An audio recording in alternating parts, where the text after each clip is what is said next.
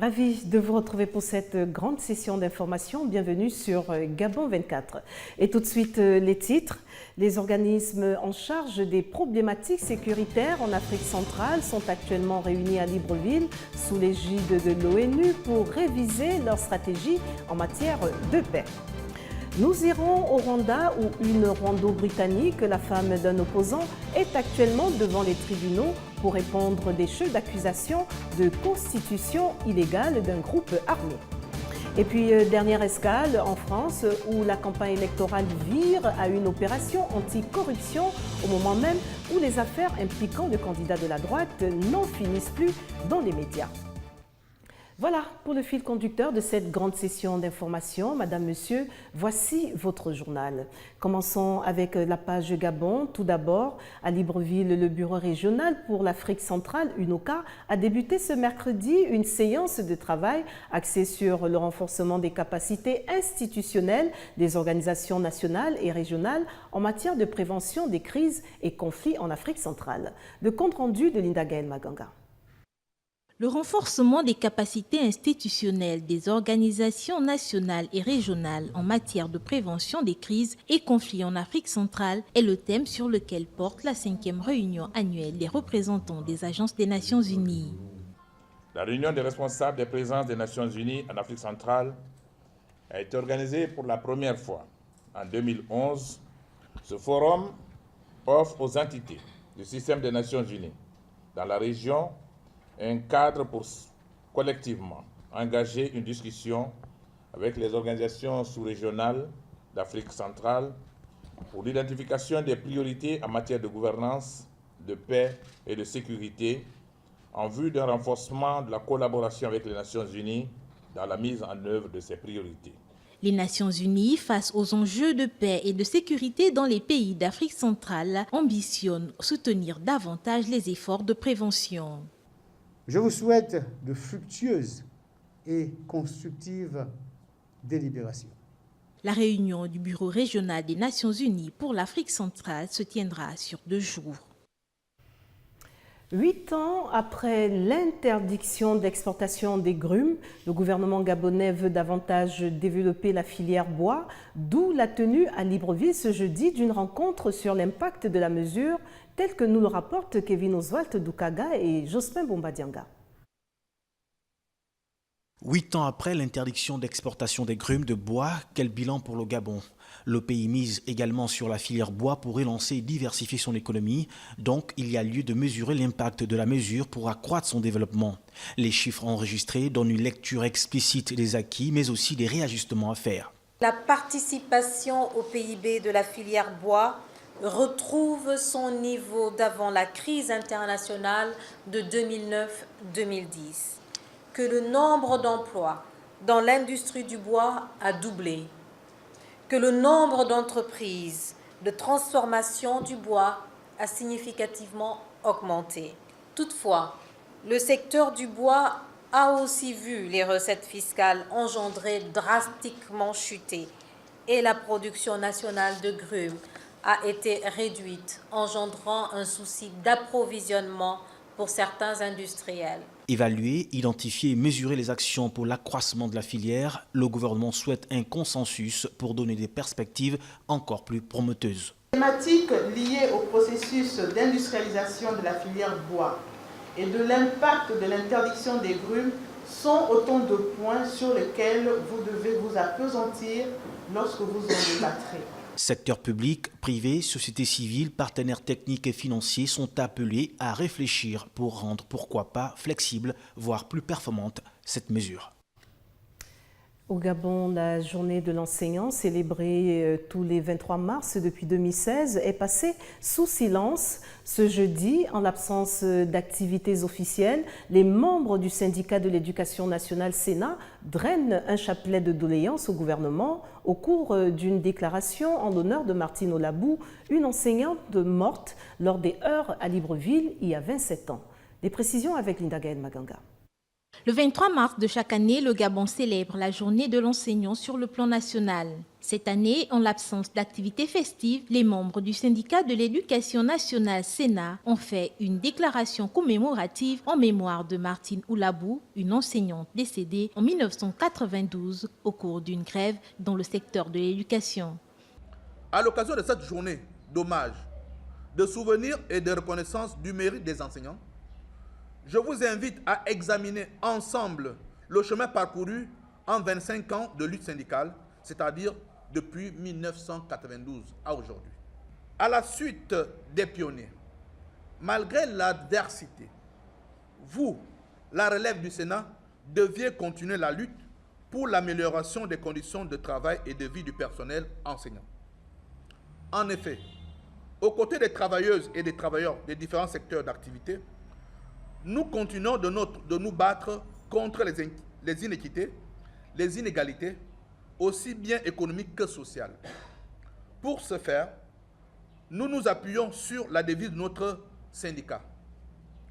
Proposer, revendiquer, négocier et agir. Les enseignants disent vouloir contribuer à la construction d'une école de qualité au Gabon et estiment être négligés dans leur démarche. Une journée de l'enseignant donc célébrée dans un contexte où le secteur de l'éducation connaît quelque peu des perturbations. Pour l'occasion, le ministre de l'Éducation nationale, Florentin Moussavou, a réagi au micro de Lariska Lormamengi et Fred Ndongo. Un appel à l'esprit patriotique, à la responsabilité et surtout à la recherche d'une sortie de crise, c'est le message du ministre de l'Éducation nationale à l'occasion de la Journée nationale de l'enseignant. Il n'y a pas eu un discours officiel du ministre, tout simplement parce que nous sommes dans un contexte de crise aggravée. Et que le gouvernement ne peut pas s'engager à célébrer les enseignants, alors que les enseignants sont dans une contestation, sont dans une grève qui dure depuis le 12 octobre 2016. Il était difficile pour le gouvernement, pour le ministre que je suis, de passer à la télévision, prononcer un discours devant les populations gabonaises, devant les familles gabonaises qui ont leur enfant qui, pendant 4 mois, n'a pas été à l'école. Une date pourtant sollicitée depuis des années par les syndicats du secteur de l'éducation. Le 23 mars 2016, nous avons obtenu du gouvernement et du chef de l'État lui-même qu'ils viennent consacrer officiellement cette journée à l'ENSET. Eh bien, le président de la République est venu le 23 mars 2016 à l'ENSET. Les archives sont là pour le préciser, mais vous savez que ce même jour-là, alors qu'on attendait la présence des responsables syndicaux, ils ont fait le choix, eux, d'organiser une journée de contestation et de protestation en Zénaïon. Contrairement aux informations véhiculées sur les réseaux sociaux, le ministre de l'Éducation nationale, Florentin Moussavou, dit être entièrement disposé à discuter avec les syndicalistes dans l'objectif de ramener la sérénité et la reprise imminente des cours. Sortez vos parapluies, il pleuvra peut-être tout à l'heure. Les prévisions météorologiques anticipent sur l'état de l'atmosphère. Ces prévisions météo diffusées dans des programmes télé ont-ils un intérêt particulier auprès des populations? Des éléments de réponse dans ce regard de Gabriel Ratanga et Hervé Aubian. Les prévisionnistes se servent de cartes représentant la situation météorologique actuelle et la situation météorologique à venir pour effectuer des analyses sur le temps qu'il va faire.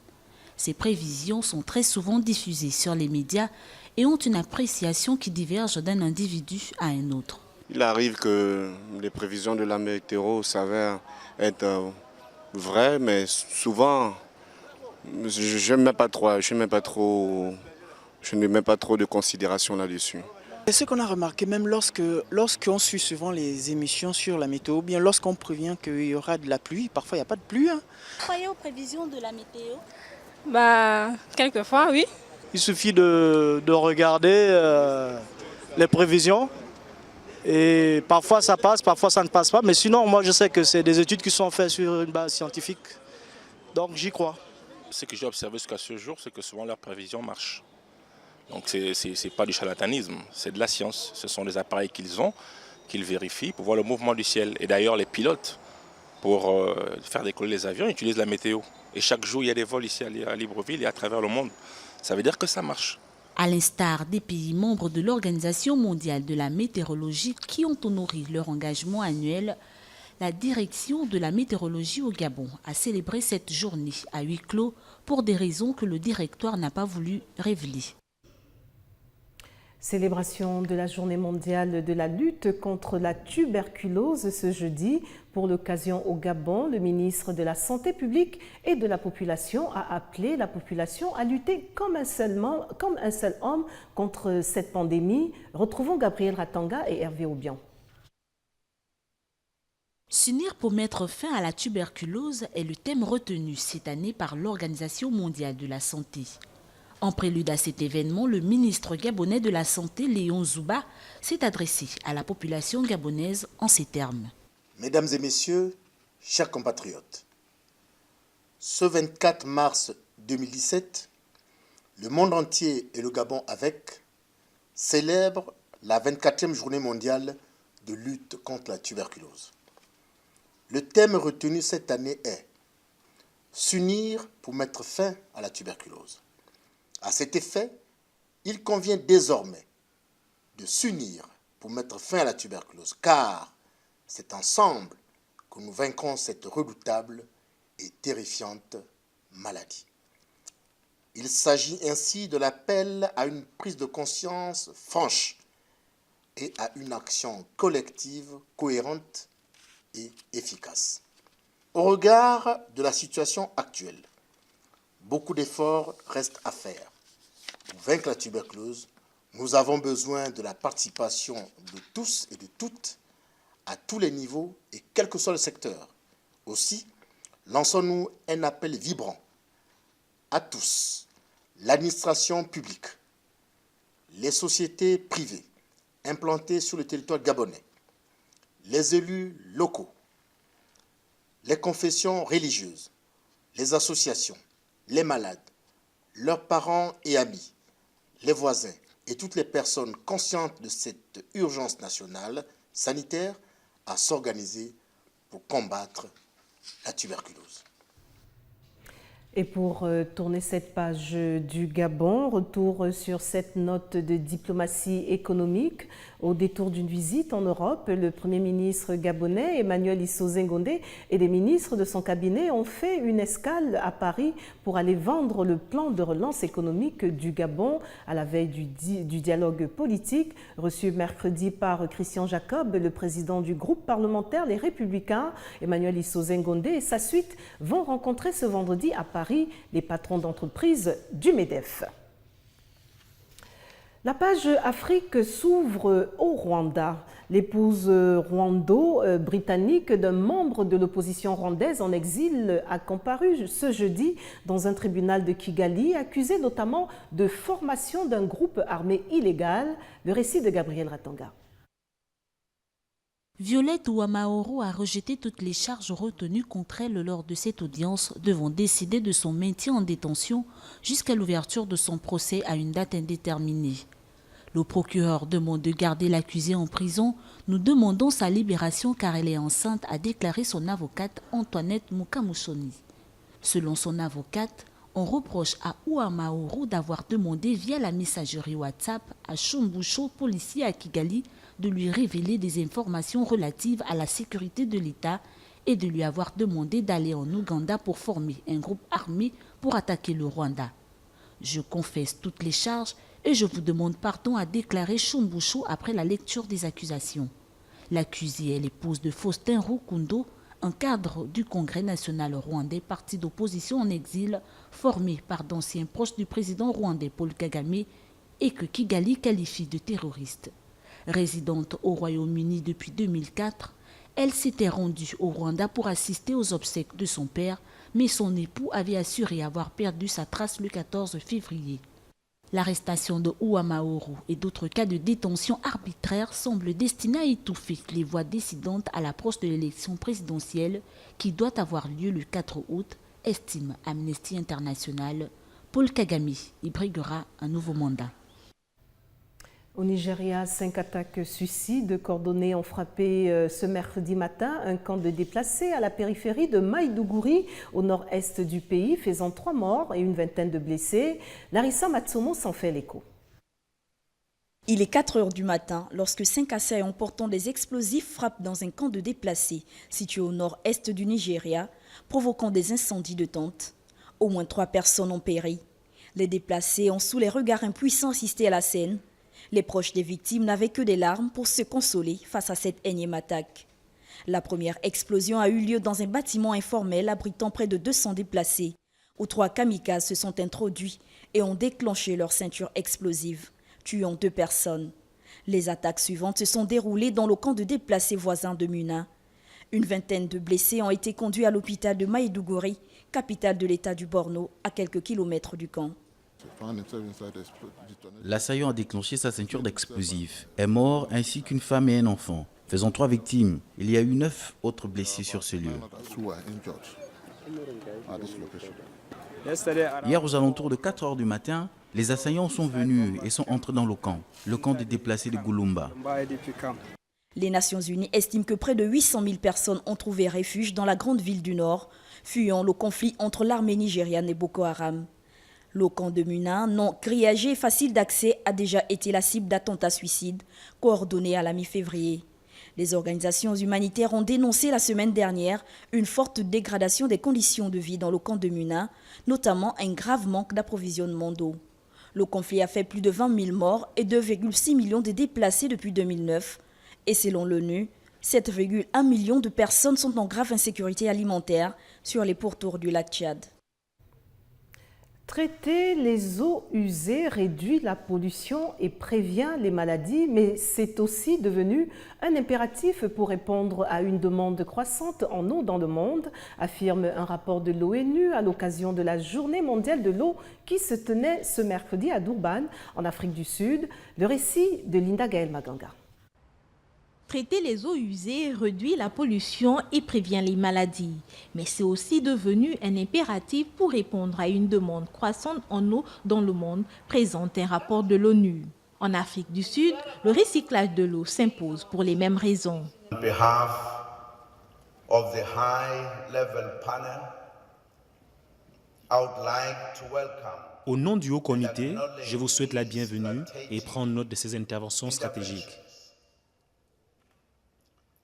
Je souhaite aussi souligner le rôle moteur joué par les Africains pour convenablement contextualiser l'accès à l'eau et aux installations sanitaires en tant que droit élémentaire de développement.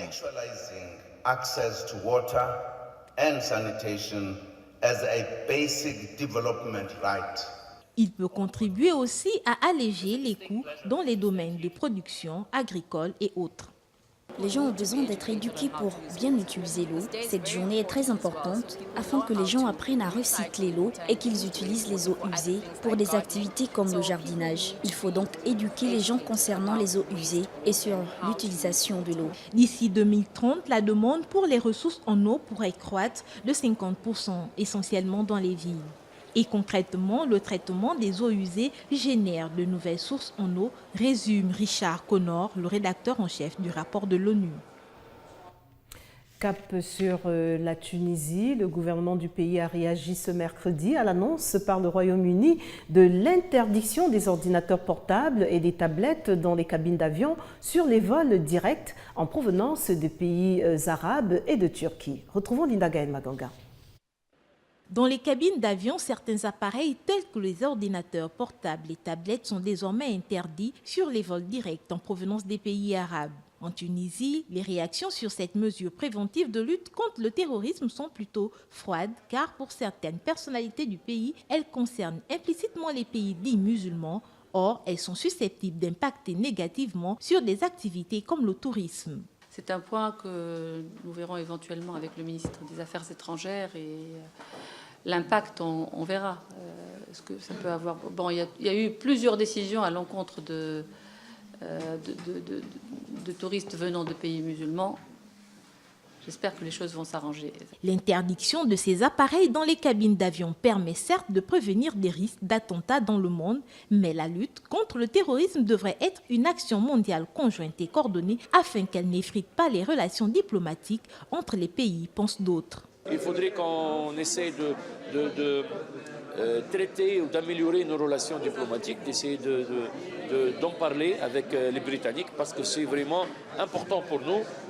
Tant que l'Angleterre maintienne ses restrictions envers la Tunisie et de temps en temps les consolide davantage avec des décisions pareilles, ça, bien sûr, ça a un impact négatif sur le tourisme tunisien. L'interdiction annoncée par les États-Unis et le Royaume-Uni entrera en application dans l'immédiat et parmi les pays concernés figurent l'Égypte, la Turquie, l'Arabie Saoudite, le Koweït, le Qatar, les Émirats arabes et le Maroc.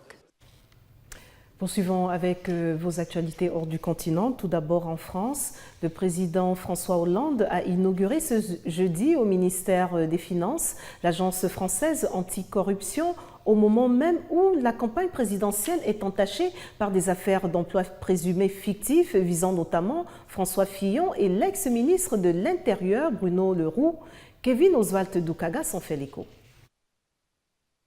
Dans un contexte d'affaires fictives qui visent plusieurs personnalités françaises, dont le candidat Les Républicains, l'ex-ministre de l'Intérieur Bruno Le Roux, contraint à la démission, le président français inaugure au ministère des Finances l'Agence française anticorruption, un nouvel instrument qui vient s'ajouter à la Haute Autorité pour la transparence de la vie publique, chargée de recueillir et de contrôler les déclarations de patrimoine et d'intérêt des responsables publics, créée en 2013. La République exemplaire, ce n'est pas un pari sur l'infaillibilité humaine. Il y aura toujours des défaillances individuelles.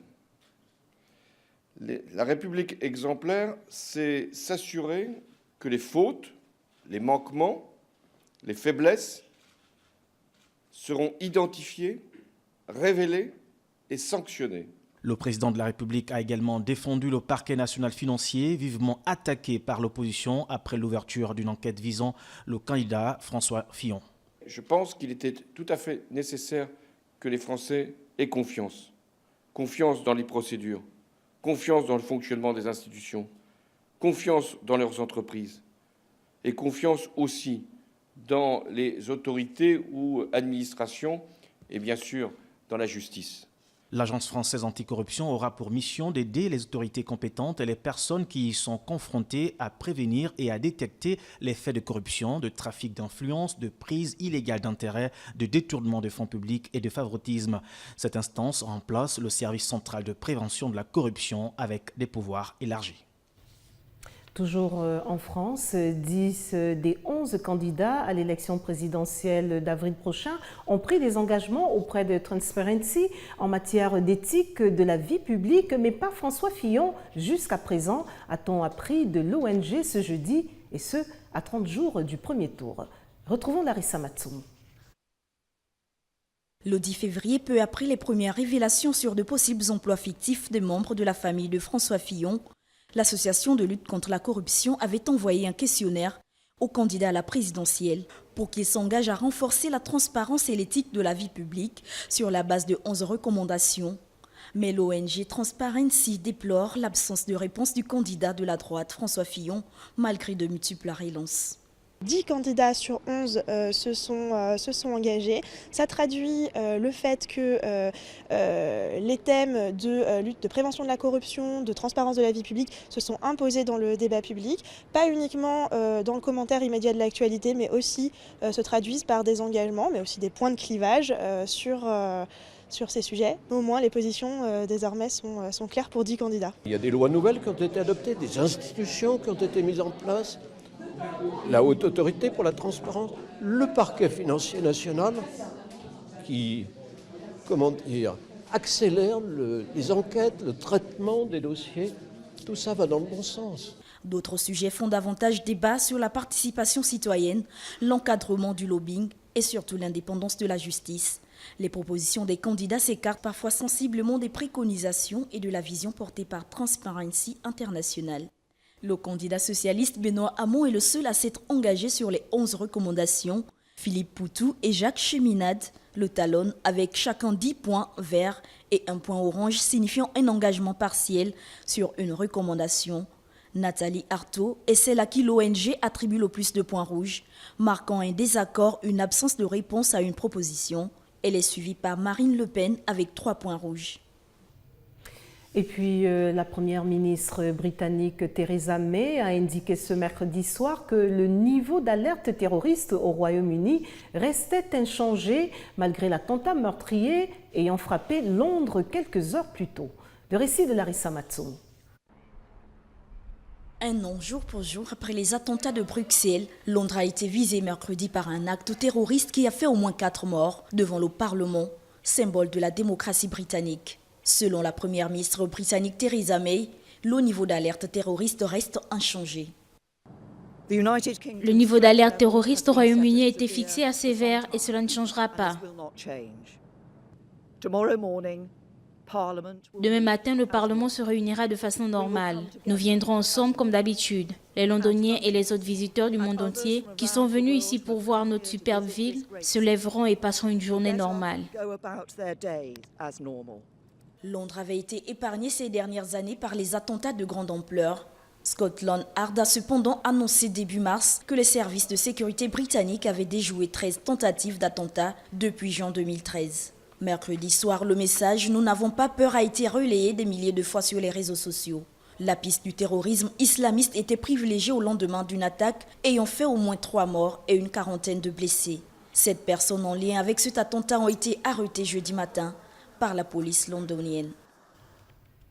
Le rappel des titres avant de refermer cette grande session d'information. Au Gabon, les organismes en charge des problématiques sécuritaires en Afrique centrale sont actuellement réunis à Libreville sous l'égide de l'ONU pour réviser leur stratégie en matière de paix. Nous étions au Rwanda où une rwando-britannique, la femme d'un opposant, est actuellement devant les tribunaux pour répondre de chefs d'accusation de constitution illégale d'un groupe armé. Et puis, dernière escale en France où la campagne électorale vire à une opération anti-corruption au moment même où les affaires impliquant le candidat de la droite n'en finissent plus dans les médias. Voilà, Madame, Monsieur, tout ce qui a retenu notre attention pour cette grande session d'information. Au nom de toute l'équipe, merci pour votre fidélité. L'information continue sur Gabon 24, mais en attendant, n'oubliez surtout pas que quoi qu'il arrive, entre-temps, gardez le sourire. Au revoir.